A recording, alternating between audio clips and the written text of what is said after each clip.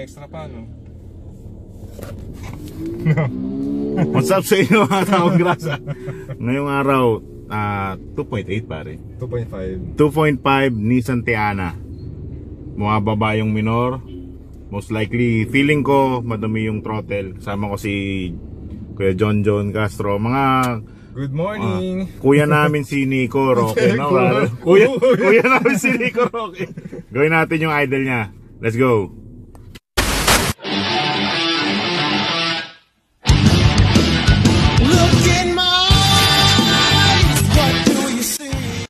So, bago natin tanggalin tong cover na to, ito muna, yung airbox. Mga 10mm lang naman yan. Tapos ito, para makita natin yung kabuuan. Okay? Pero tanggal muna tayo ng battery. Negative. Para wala tayong masira ng electronics. Then, tanggalin natin itong air cleaner box. Tapos yung air cleaner hose para make way tayo dun sa throttle.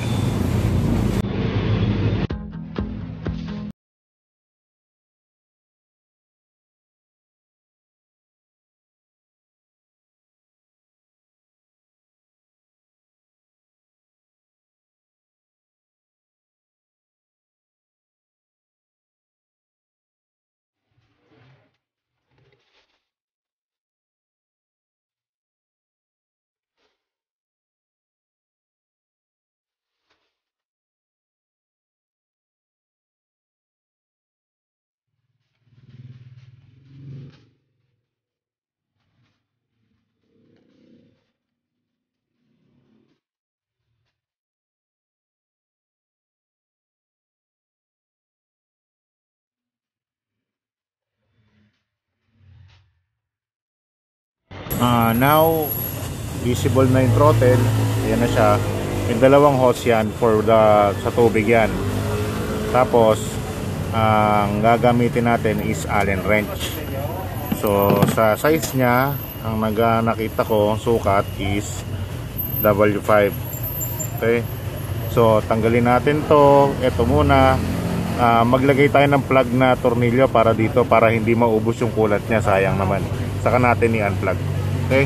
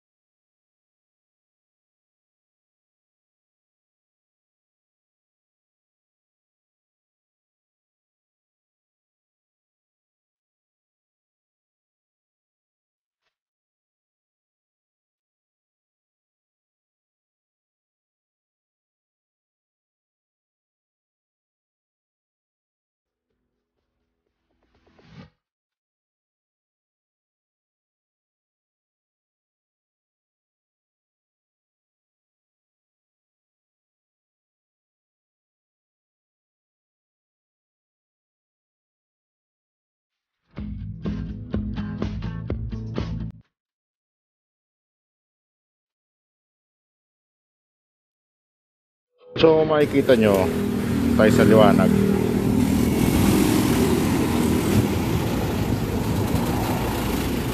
Makikita nyo yan, oh, yung black stuff na yan, goo yan, yung mga carbon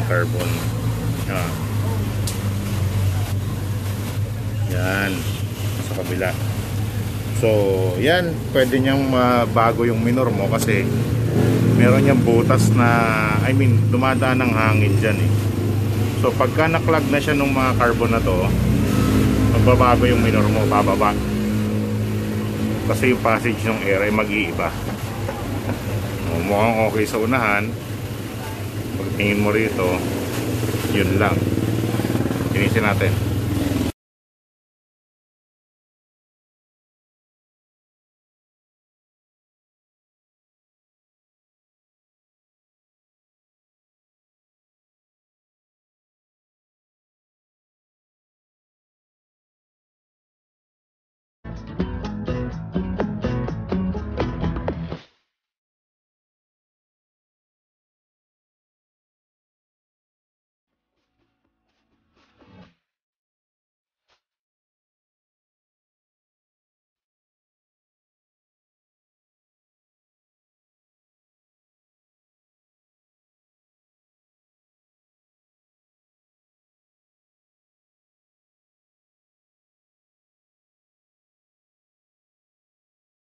Malinis na natin siya, no?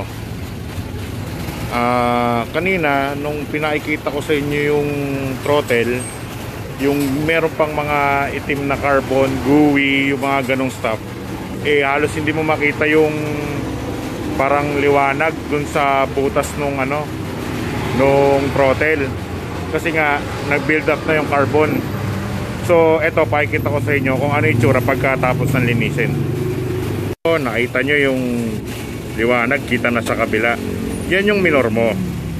So yan yung hangin na dapat pumasok dun sa intake manifold mo.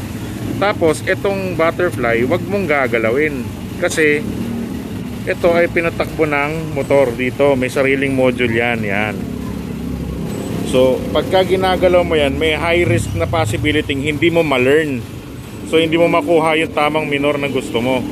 O kaya baka masira mo siya, mag-wild yung sasakyan, o kaya magtaas baba yung minor, another problem na naman tayo. These parts are not cheap. Okay? So itsura pa lang niya mukhang mahal na Oh, yan, 'di ba? Malinis na. Pwede mo nang amoy-amoyin ngayon 'yan. Oh. Solid, 'di ba? Okay na. Kabit na natin siya, yung proseso kanina, gawin natin ulit. Kabit natin siya, tapos tignan natin yung minor kung magbabago. Kanina ang RPM niya is around 600 to 500. Tignan natin ngayon to pagka nag-aircon. Nagamit natin siya na scan tool, kasi syempre kailangan pa rin nating makita kung malalearn ba yung minor o hindi.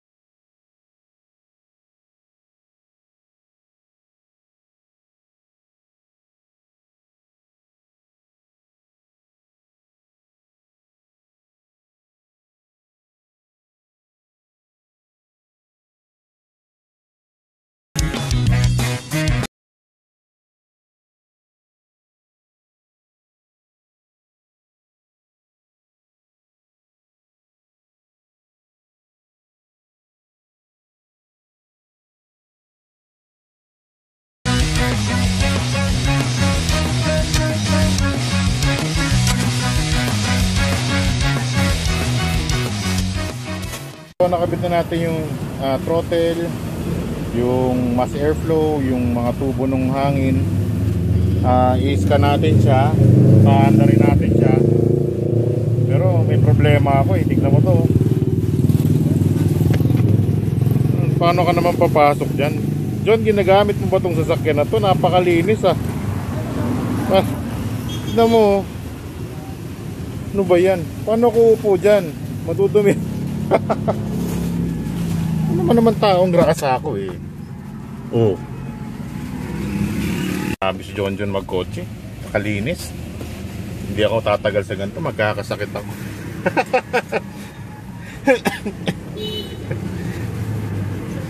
So, on muna natin yung scan tool natin. Ginagamit ko is Hotel Maxi Check. Baka naman. Yan. Tapos paanda natin, tignan natin yung idle nya.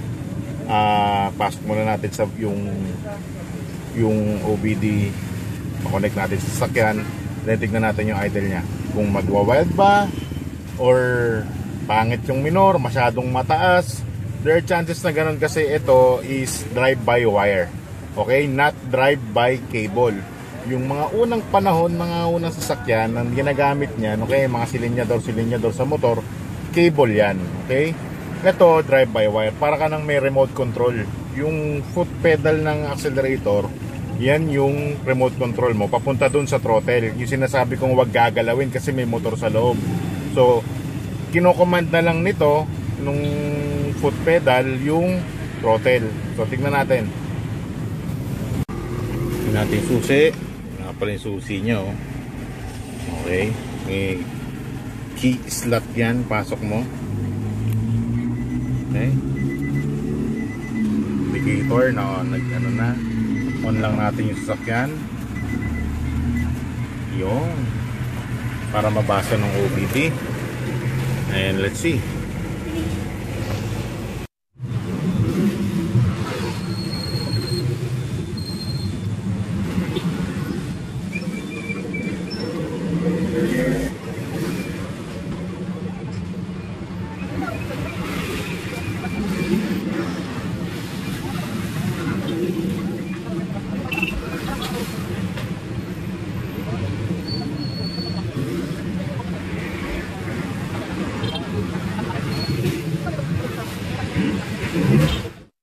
Connected na tayo, start natin yung sakyan ngayon, tignan natin yung idle. So yan yung engine speed, yan yung idle nya, 725. I-on natin ngayon yung aircon. Okay, dapat yan hindi bumaba ng 725. Yun, tumaas pa kamo. Oh, diba? Kasi bumababa yung idle niya kanina eh. Ngayon okay na siya. Around nandyan siya sa 500 RPM. So ngayon hindi na rin siya nagpi-flicker. Lagyan natin ng ilaw ha. Parang bigyan natin ng full load yung sasakyan. Kung lahat-lahat ba eh naka-load ba lahat? Okay ba yung idle niya or hindi? Engine speed 785. 800. O, see, tumaas pa nga. Yan ang hinahanap ko. So, ganyan dapat. Diba? Oh, ha? Galit na galit. So, John, mali yung bili mo ng map sensor. See, di man lang hesitate yung RPM needle. Tignan mo. Ha? Pakaangas. Smooth na smooth ha. Ngayon lagay natin siya sa drive. Tingnan natin yung load. Ayan, nasa drive na yan. May aircon tayo, gumagana, nakailaw. RPM natin is 750. Oh yun, ayos. Pwede na, not bad. Basta wag lang siyang babagsak, diba? O, tsaka steady yung RPM mo. Okay, cut off. Good. Maliban daw dun sa throttle niya, may mga maliliit na oil leaks daw sa valve cover. So, since wala kaming mahanap na na pyesa sa ngayon, gusto niya reseal lang namin ng silicone tapos linisin. Tingnan natin. Baklasin natin yung valve cover niya. Linisin natin, tanggalin natin yung dumi-dumi, lagyan natin ng bagong silicone sealant.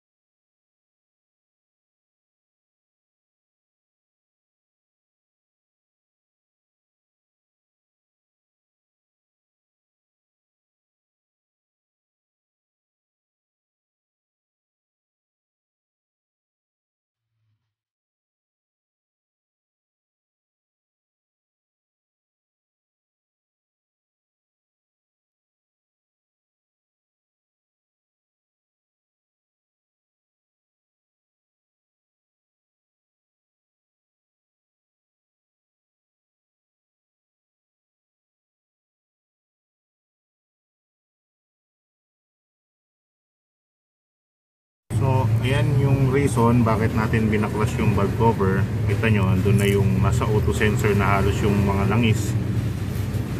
Ayan na. Tignan natin yung valve cover seal nya. I mean yung spark plug seals. Kung may langis yung spark plug. Wala naman sa taas. So check yan, Brad. O ibig sabihin yan, okay yung spark plug seal mo kasi walang langis na pumasok. Ganun pa man, lalagyan na rin natin ng sealant para mas maganda yung kinalabasan ng trabaho natin, hindi na sayang.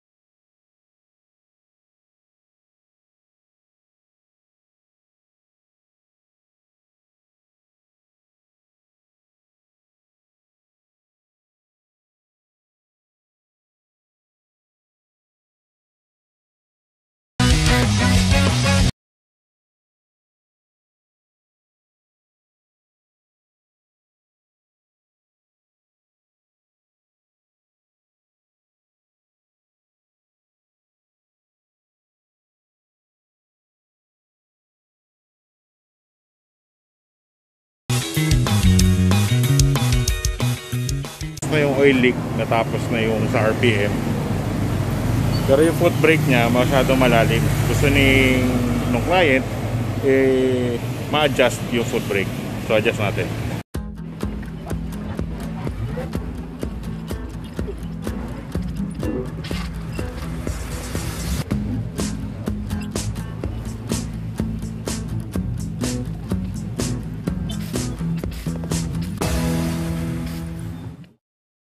So yan, kanyo napakaluwag. May adjustment yan. Gawin natin spacer nya. Ito, yan. Ito yan na adjust.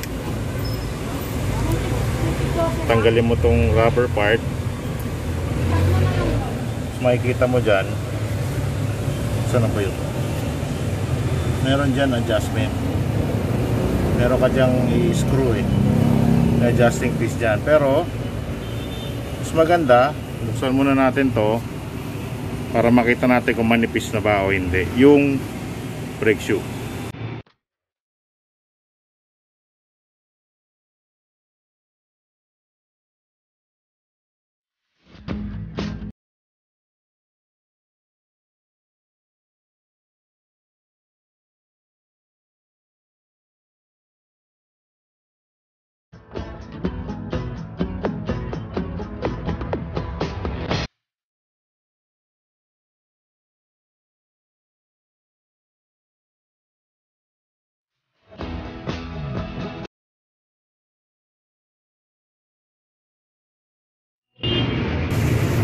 So tanggal na yung brake caliper assembly. Lagyan natin dyan sa taas. Tanggalin natin to, pupukin natin yan para lumabas.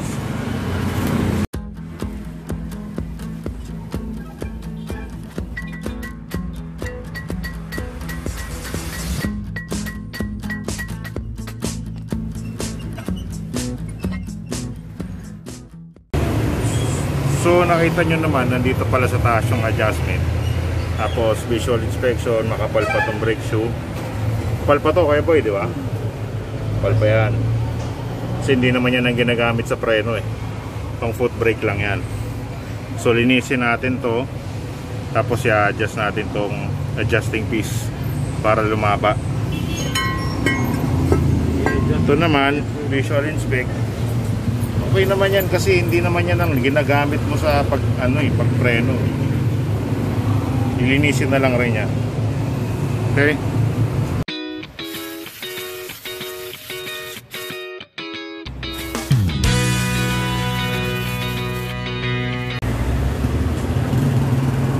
So, paano i-adjust to?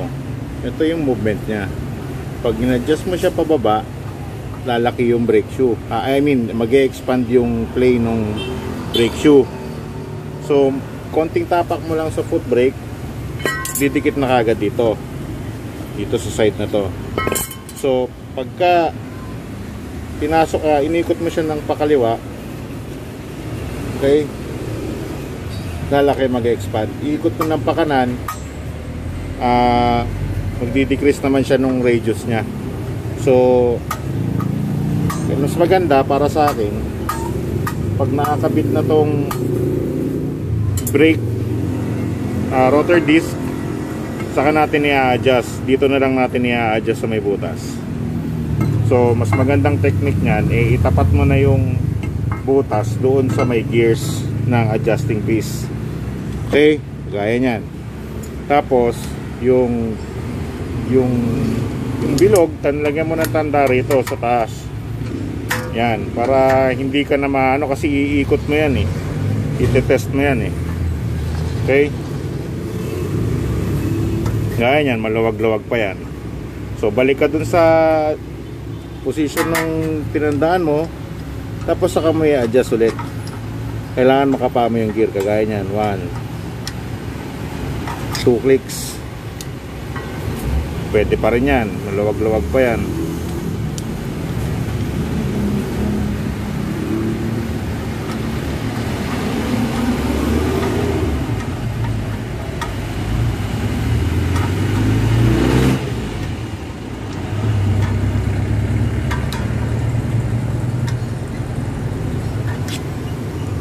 Yan, may higpit-higpit na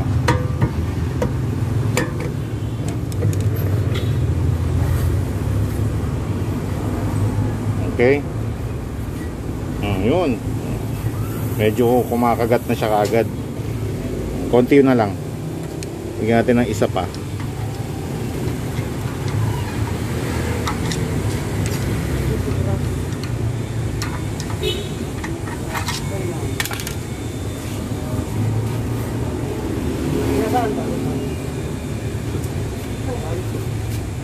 Ayan, hindi na siya umikot ng todo.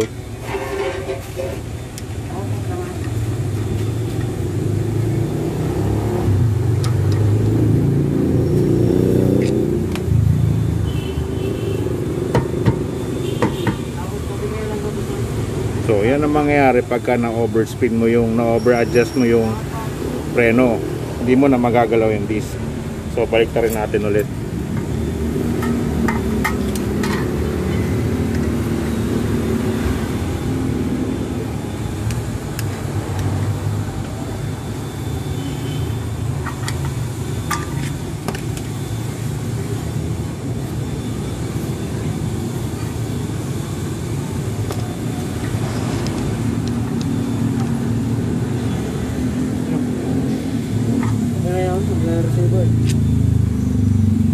Diba? Konting adjustment, i-stack up, adjust mo ng konti. Ibig sabihin, yun na yung pinaka fullest nya. Yun yung pinaka magandang adjustment para sa foot brake natin.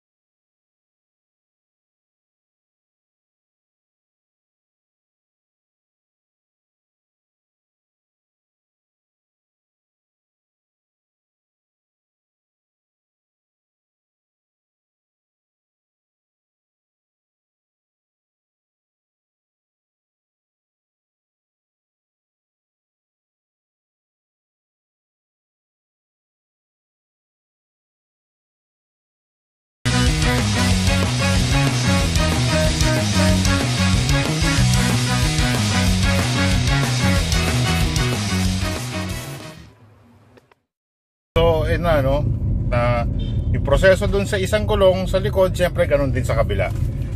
Excuse me. Kailangan mong buksan yung isang side. Kailangan mong buksan yung brake disc para makita mo yung laman loob kung upod na ba yung brake shoe na na yung pang foot brake or kung pwede pa. So, in case itong Nissan Teana na to, makapal pa yun kasi hindi naman yun ang ginagamit na pang brake. Itetest lang natin siya kasi hahanap tayo ng medyo inclined na kalsada, tapos ifo-foot brake natin para may satisfactory naman tayo sa gawa natin. Hindi yung sasabihin natin na pwede na yan, wag ganon tol, preno yan. Mamaya magtiwala yung client sa foot brake, mahirap na, preno pa rin yan. So double check natin. Kumbaga, ang kalaban natin dito, sarili natin. So, let's see. Ito, sakto, pababa yung kalsada. So, ayan, nakahanap na ako ng kalsada na pababa. Susubukan natin ngayon dyan kung maganda ba yung... Teka lang, may mga batang baby hamog. Paborito ni Bruns yan eh. So, ito, dito tayo. Subukan natin kung... Ayan, pababa yan. Oh. Dito natin ipreno. Tapos lagay lang natin sa neutral. Yan, naka-neutral yan. Yan walang daya mga kaibigan. Then magpo-foot brake tayo. Okay. Oh, yun. Lumabas pa oh.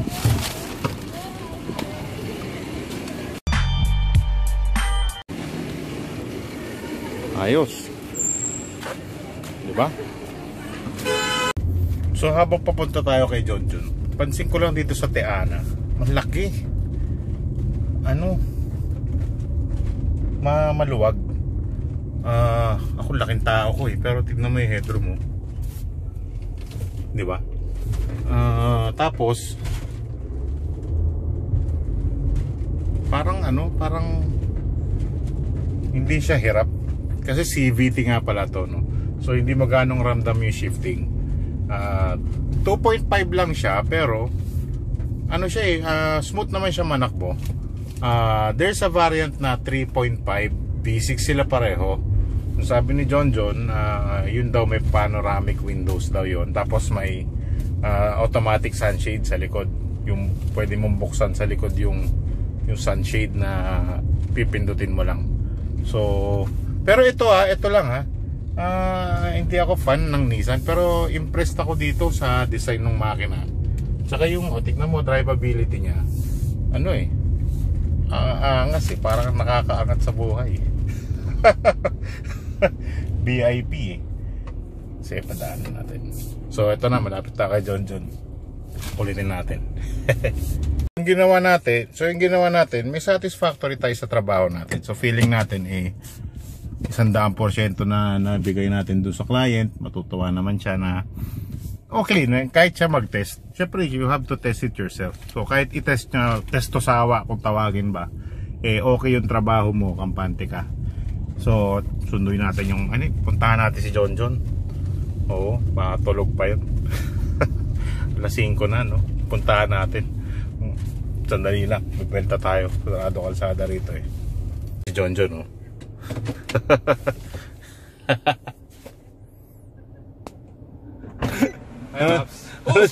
Patay tayo dyan, naka-vlog na naman tayo. Si Julius. Ay, Julius. Si Zoe. Si John John, no? Pinisita nga pala ako kanina ng kuya naming si Nico. Pumunta dyan kanina pumunta? Oo, Sabi. Sabi ko, hapon na, patapos na rin ako So, tinetesting na niya yung, pare, hindi mo pa natetesting yung foot brake. Okay na, matigas na nga yun. So mo foot brake, kumandar tayo. Wag pare, mauubos siya. Sana all matigas. Bastos ka! Ano matigas ba? Sana all matigas pare. Pero yung minor brand, yes, okay na. Yan. Approve po. So, ayos na yan. Nakatulog na mahimbing. Grabe to sa kotse, guys. Grabe. As in, grabe. Ako, nahiya ako pumasok sa auto niya. Kasi syempre yung sapatos ko madumi yan. Dumi-dumi mo! Makikita mo yung interiors ito, all white. Hindi ako bagay dito. Hindi. Ano ka ba naman? Hindi, okay na yung auto niya. Masaya naman yung camaraderie na kasama ko siya. Kasi, nakakatuwa siya mag-drive nung... nakakatuwa siyang mag-alaga ng sasakyan. Wala akong masabi, napakalinis ng auto niya. Sana ganyan, hindi tayo ricer, no? Ricer. Pare, ano ba yung company nyo? Tune and Style. Tune and Style, nga pala. Doon siya nag-work sa Tune and Style. Mga celebrity lang naman yung mga ginagawa nila sa sasakyan. Mga malilit na bagay lang, di ba, tol? Mga local persons. Local persons. Pero Tune and Style, check nyo yan sa Facebook. Kung may mga RC din kayo, si Kuya John John, number 1 yan. Ano sabihin ng RC? Hindi pare, hindi yun yung iniinom yung remote control cars. Okay, remote control cars. Yun. Yung may paint jobs ng mga RC pare, may fan ka na kaibigan ko si Bong. Ganun. Yung sa California. Sige. Pare, tontuwa siya sa mga ginagawa mo sa auto. Grabe. Hanggang sa muli mga taong grasa. Thank you. Tiana Club. Shoutout nga pala sa Tiana Club. Shoutout Tiana Club Philippines. Thank you Zoe. Approve. Goodbye. Bye.